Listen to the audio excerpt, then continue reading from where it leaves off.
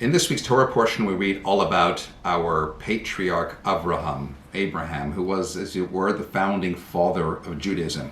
He was typically referred to as Avraham HaIvri, which translates literally as Abraham the Ivrite.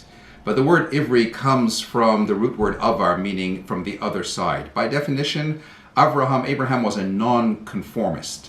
He didn't go with the flow. He did his own thing. It begs the question, what gave Abraham the fortitude? How did he remain so forthright?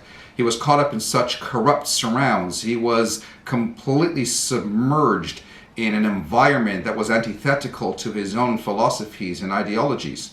How did he persevere? Indeed, we know that God himself threw at Abraham 10 different tests. And yet in the face of all of that, he still managed to withstand. He still managed to ultimately succeed.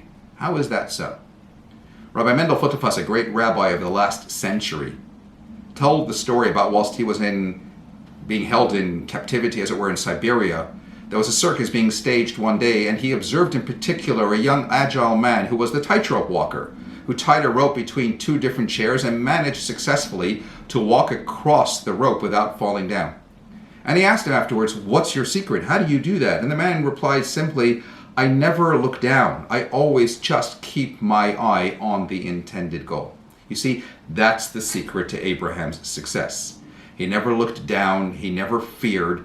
Obstacles are those frightful things you see when you take your eye off the goal.